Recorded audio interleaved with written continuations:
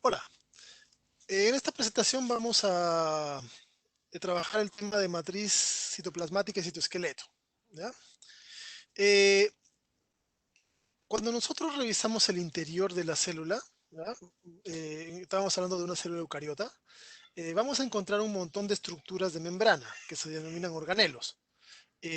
A toda la porción que no son organelos, que no es núcleo, se le conoce como citosol. Y en el citosol vamos a encontrar, bueno, es agua con un montón de cosas disueltas, ¿ya?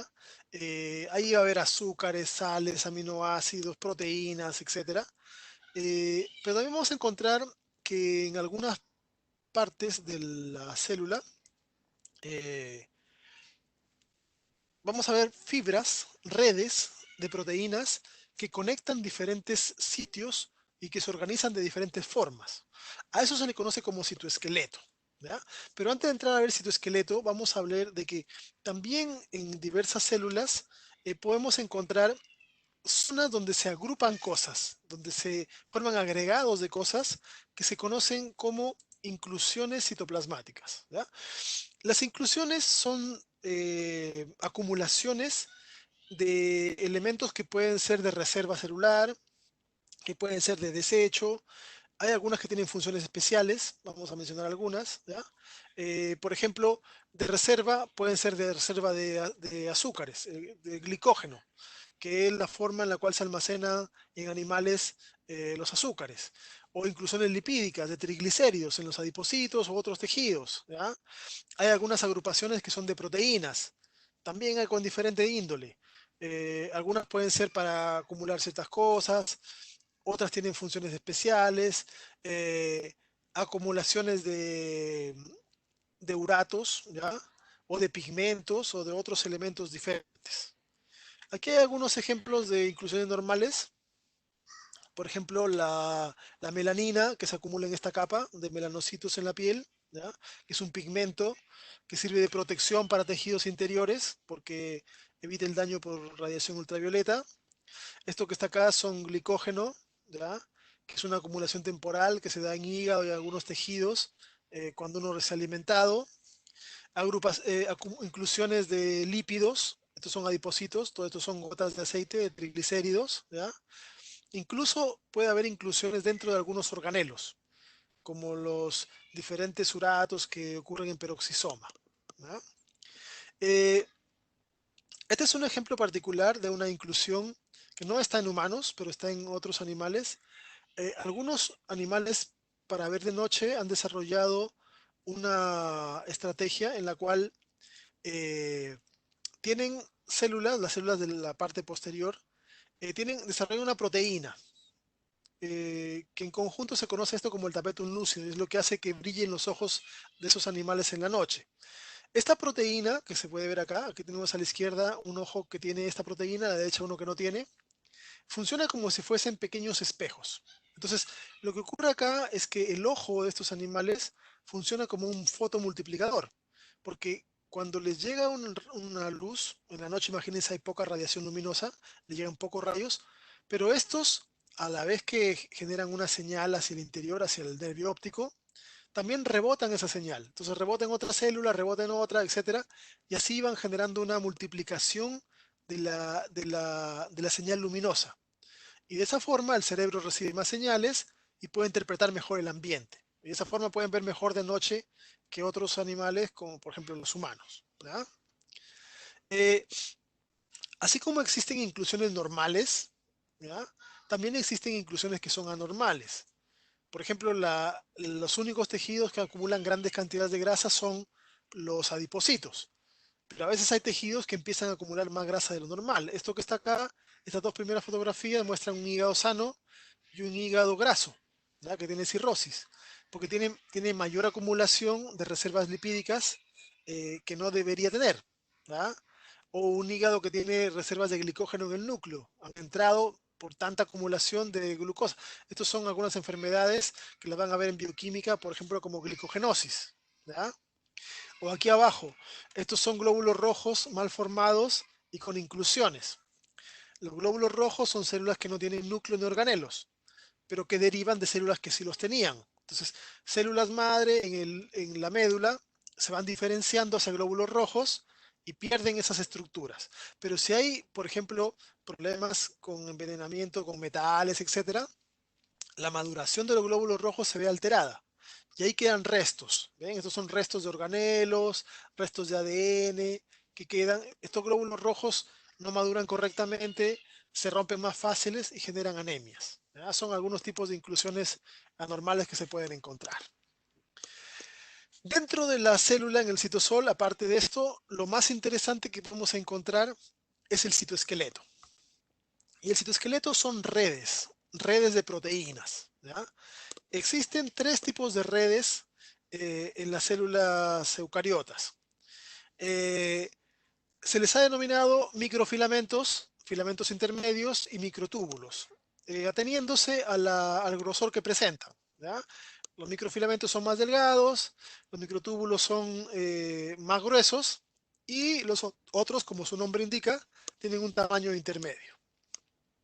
Eh, Su distribución en la célula es variada, pero cumplen roles en conjunto y roles por separado. Vamos a empezar con los microfilamentos. Los microfilamentos son estructuras basadas en actina, ¿ya? Que son proteínas globulares, pero que se van encadenando formando estructuras alargadas. Están por todas partes en la célula, pero son mucho más abundantes cerca de las membranas. ¿Ya? Debajo de las membranas vamos a encontrar harto filamento de actina, lo que hace de que sus funciones se asocien bastante con lo que son cambios en la estructura o formación de membranas. ¿Ya? Eh, Aquí tenemos la estructura de una actina, ¿ya? Tiene una forma de modo de que cuando se van organizando el filamento, que por cierto, para poder organizarse requiere consumo de energía, eh, tiene una región que conoce como menos y una región que se conoce como más. Entonces esa región permite de que polimerice en cierta dirección. ¿Ya? Las actinas son proteínas relativamente pequeñas. En la célula la encontramos en dos formas, porque o puede estar libre o puede estar unida. Entonces se llama G o F, de acuerdo si está globular o si está como filamento. ¿Ya? Pero van cambiándose, van cambiando frecuentemente su estado, porque son bastante dinámicas. En la célula, los microfilamentos están creciendo porque se le van agregando actinas, o se van haciendo más pequeños porque se los van quitando las actinas. ¿Ya? Entonces, dependiendo de qué es lo que se quiera realizar con este crecimiento o decrecimiento. ¿Ya? Normalmente, como está asociada a membrana, hacen movimientos de la membrana. Eh, Aparte de ello, existen un montón de otras proteínas auxiliares que sirven para estabilizar los filamentos, ¿ya? Regulan que se mantenga estable el filamento, que no se rompa, o otras que permiten de que el filamento se pueda cortar, separar las actinas para hacerse más pequeño. ¿En qué están implicados estos microfilamentos? Primero, como todo citoesqueleto, está implicado en funciones mecánicas. Después está implicado en lo que es darle forma a la célula, en algunos casos celulares para desplazarse, ¿ya? Con movimientos de membrana, en contracción, tanto en células musculares como no musculares, en transporte y en adhesión celular, que también ya lo hemos visto en el caso de uniones celulares. Veamos una por una. En primer lugar, una de las funciones generales de todos los citoesqueletos de los tres es mantener la estructura de la célula. Entre los tres se combinan para ello. ¿Ya? Son las que hacen de que una célula sea plana, que otra célula sea redondeada, que una célula sea alargada, que una célula tenga la forma que tenga, que cambie, que sea estrellada como una neurona. ¿Ya? Entonces, la distribución del citoesqueleto empuja la membrana, jala la membrana y eso le va dando la forma a la célula de acuerdo al tipo de tejido. ¿Ya? Eh, Otra de las cosas a las que están asociadas tiene que ver con la forma de las membranas en sí. Por ejemplo, las microvellosidades del intestino son formadas porque se forman haces de microfilamento que empujan la membrana. ¿Ya? La, las elongaciones que hace un glóbulo blanco para movilizarse o una ameba para desplazarse son realizadas porque se empujan láminas de la membrana. procesos de endocitosis tienen que ver con que microfilamentos van a polimerizar y hacer que la membrana sea invaginada para formar un endosoma, por ejemplo, ¿ya? Entonces, eh, eh, los cambios en la forma de la membrana, muchos tienen que ver con el movimiento de este citoesqueleto. ¿Ok? Hay muchas células que se desplazan de esta manera, ¿ya? Eh, generando fuerzas en diferentes sentidos, generando expansiones de membrana, ¿ya? Y eso va a generar que se generen haces, redes, etc. Eh, Otra cosa que también es importante indicar es que como están unidas o cercanas a la membrana, permiten la formación de redes, ¿ya? Y aquí hay un montón de proteínas auxiliares asociadas entre la interacción de la membrana con, con el citoesqueleto de actinas y que aquí podemos apreciar, por ejemplo, un par de fotografías. La mayoría de estos filamentos que están acá, cercanos a las vellosidades, son actina. Los que están más abajo ya son de otros tipos. ¿Ok? En cuanto al desplazamiento, los movimientos de las amebas, de los glóbulos blancos, etcétera, esa migración que generan ocurre porque hay microfilamentos que van empujando la membrana y eso genera la formación de láminas, de filipodios, de lamelipodios, que permiten a estas células desplazarse. Entonces están implicadas en un tipo de desplazamiento, ¿ya? También tienen que ver con la contracción tanto en células musculares como no musculares. Vamos a ver primero las no musculares. De repente han escuchado ustedes que el frío es bueno para evitar las arrugas. Y eso tiene que ver con que el frío cambia la estructura de las células, ¿ya? Las hace más cortas, pero más altas, ¿ya? Del epitelio por lo menos. Entonces, por esa razón es de que los microfilamentos que están acá, al contraer las células, evitan de que se formen ese tipo de estructuras, ¿ya? Tiene que ver con el hecho de que de esta forma se presenta mejor, menos superficie el frío. No tiene que ver con que se eviten arrugas, sino que tiene que ver con la interacción con el medio ambiente del ser vivo, ¿ya? Y también otra función en la cual está presente, que ya hemos visto antes en otra clase, es eh, que participan de lo que son las uniones de anclaje. Recuerden las uniones célula con célula, que son las uniones adherentes, o las uniones célula con matriz, que serían las adhesiones focales, ¿ya? Entonces también participa en eso el citoesqueleto de microfilamentos. En la división celular también participa los microfilamentos en animales, generando lo que se conoce como el anillo contráctil, ¿ya? Que es una red de microfilamentos que rodea la célula en división y la va constriñendo, ¿ya? Va apretando de modo que después esto se va haciendo cada vez más pequeño hasta que las dos células, o sea, hasta que la célula termina separada en dos, ¿ya? Otra función importante. Otra función que destaca es la que realiza en el músculo. Y en el músculo vamos a encontrar de que además de existir la actina, los filamentos de actina, existe otro tipo de filamentos que se conocen como miosina, ¿ya? Las miosinas no son exclusivas de músculo, ¿ya? Tenemos en varios tejidos miosinas, pero las que participan en el desplazamiento de contracción muscular son obviamente específicas de esa musculatura. Eh, ¿Cómo ocurre el proceso? La, la actina, el filamento de actina, eh, no puede unirse a la miosina es esta estructura que está acá arriba. La cabeza de la miosina debiera interactuar con la actina, pero hay un par de proteínas que lo evitan, que son la troponina y tropomiosina. ¿Ok? Entonces, cuando el músculo está relajado, se mantienen separadas actina y miosina y el músculo no está tenso. Cuando llega una señal neuronal para que el músculo se contraiga, esa señal hace de que del retículo sarcoplásmico salga calcio.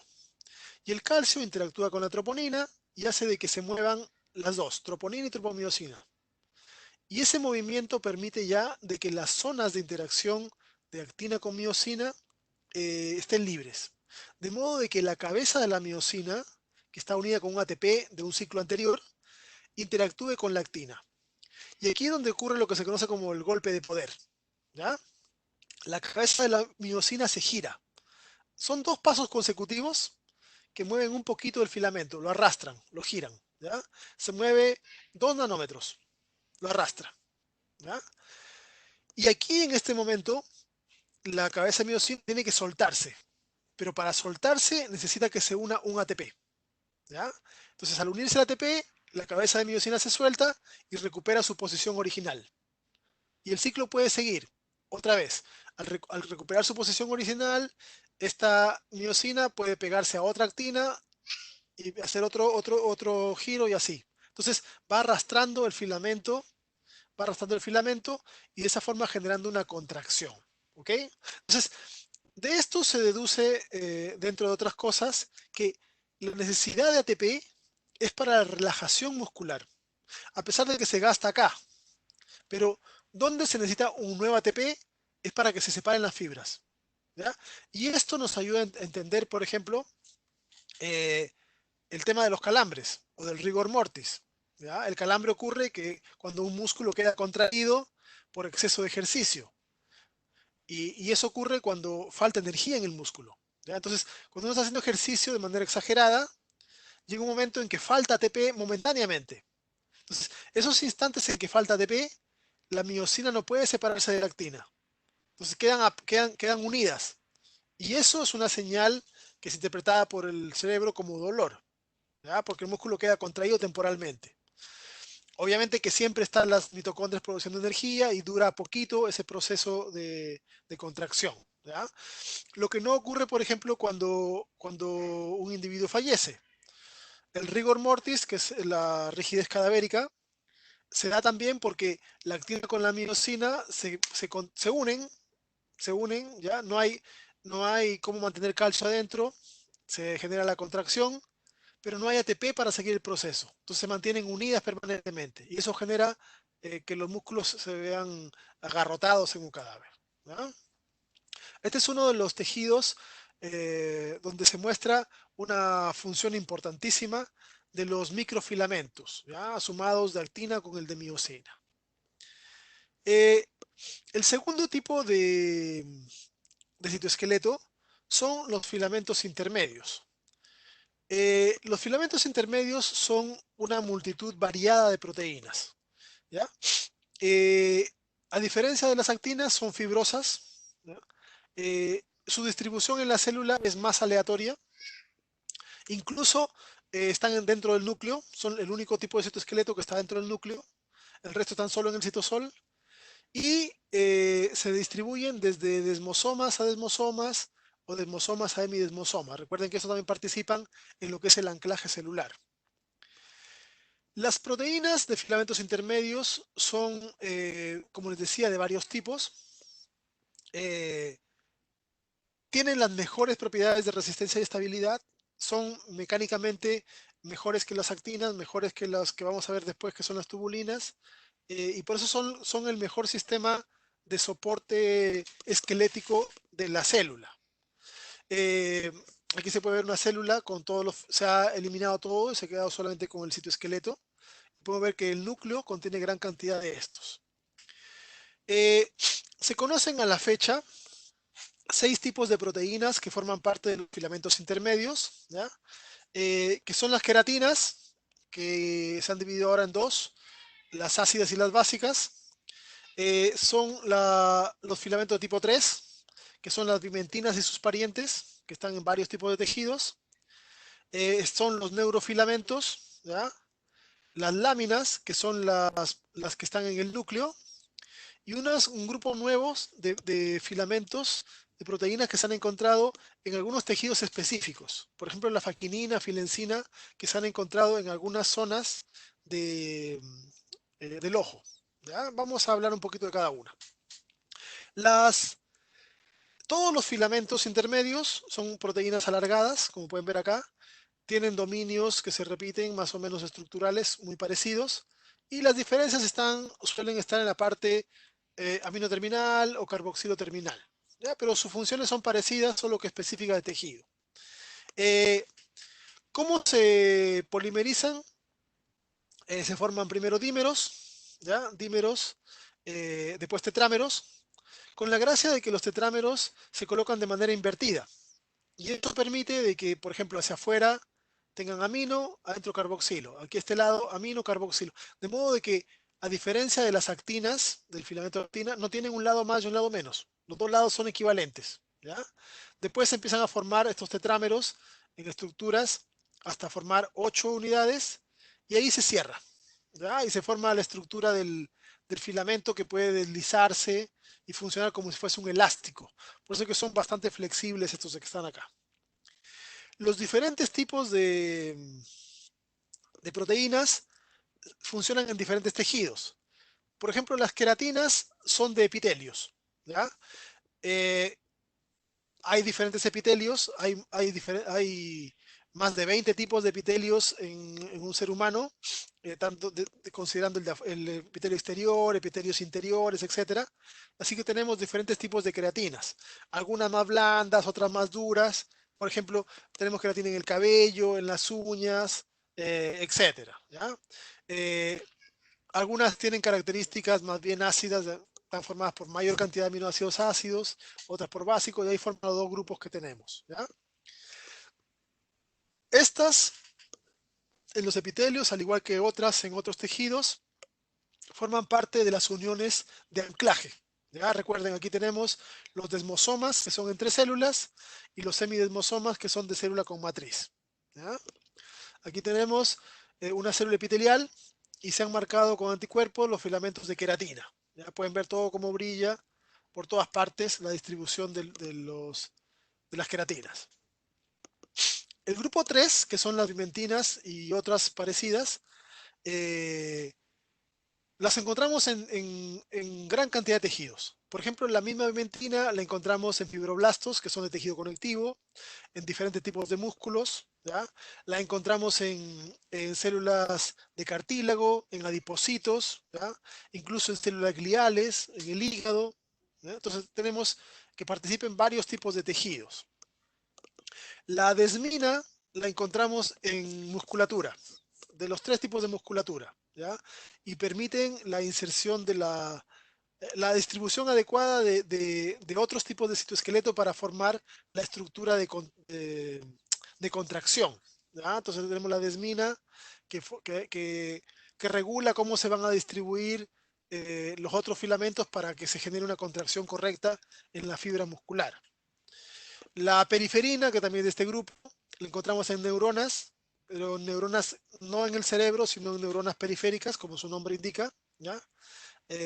Con funciones también de resistencia celular, etcétera, ¿ya? El grupo 4 son los neurofilamentos. Estas también son en neuronas, tanto del sistema central como periférico. Y aquí tenemos hartos tipos de neurofilamentos, dentro de los cuales podemos destacar la nestina, que es un tipo de neurofilamento que lo encontramos en embriones. ¿Ya? Eh, los neurofilamentos se clasifican a su vez por tamaño, de cadena más ligera a cadena más pesada. ¿Ya? Eso hace que sean más cortos, más largos.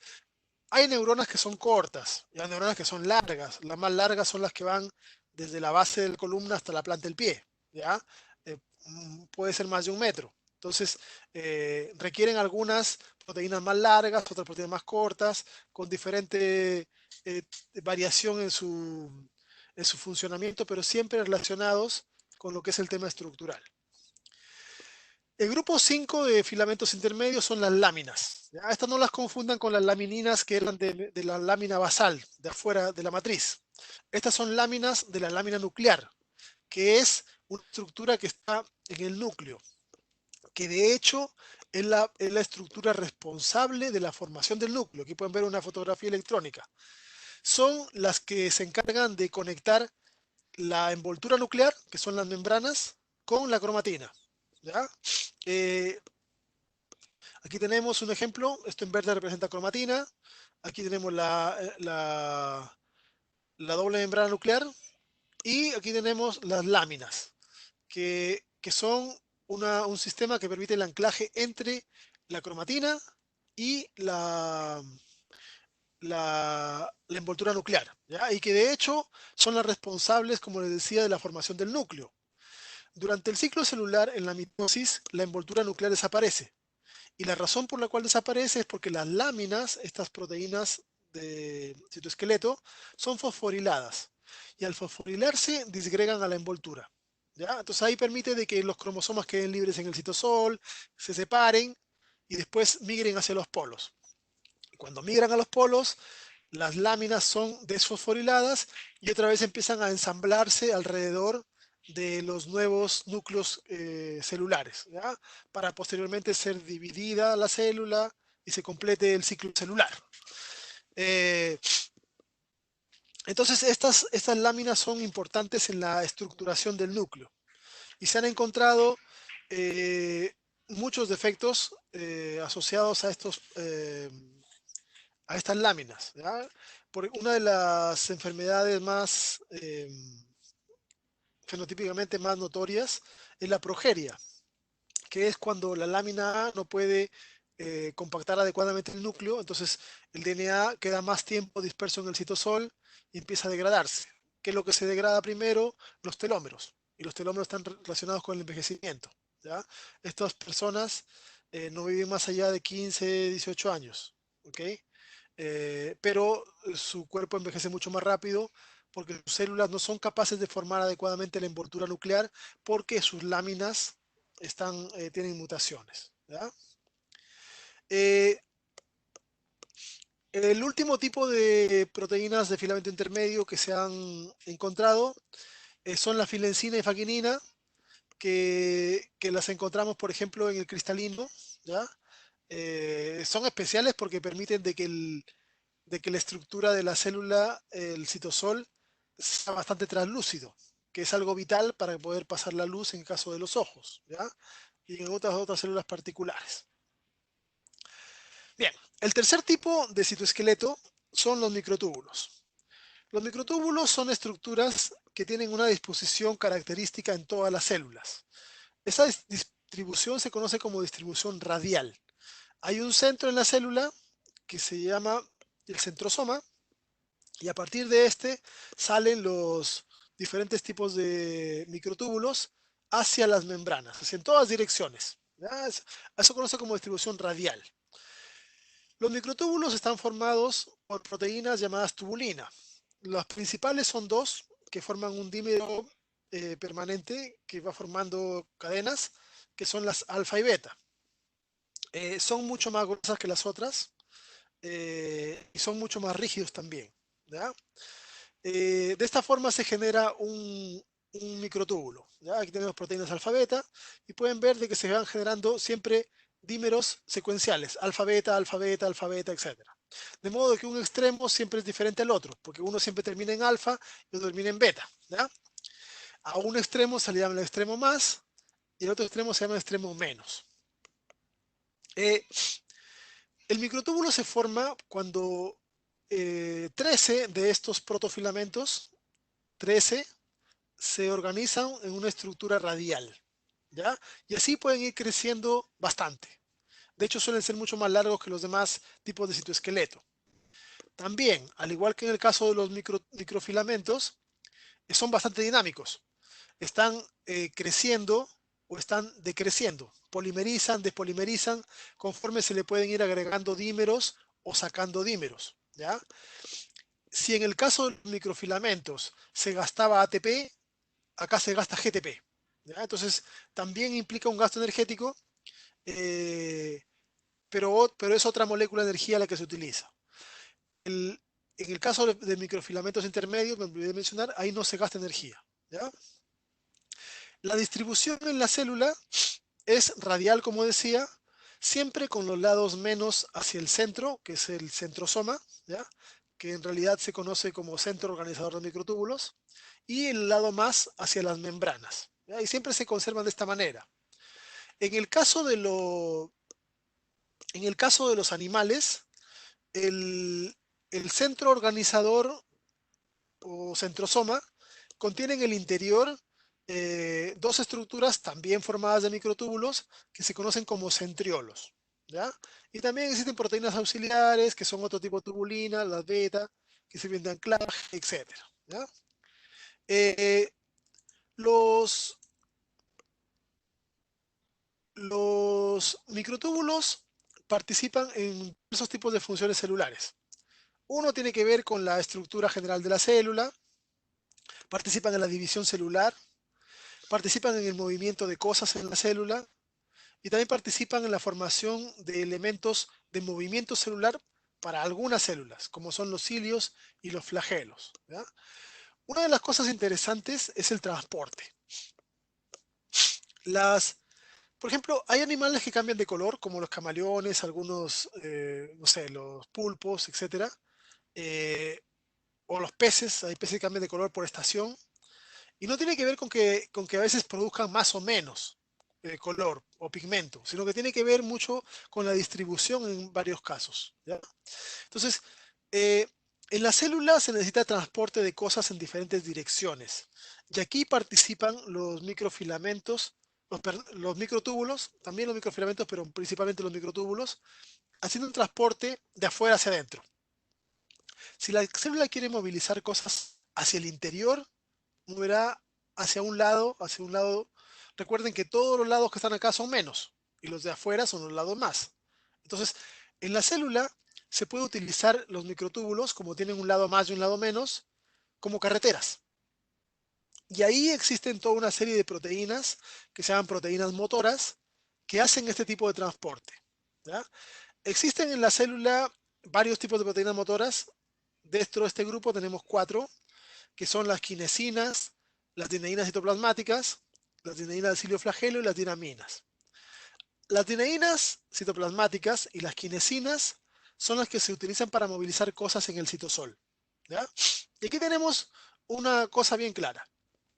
Si la célula quiere mover algo hacia el interior, hacia el lado menos, lo pegará a una dineína. Acá puede colocar lo que quiere movilizar.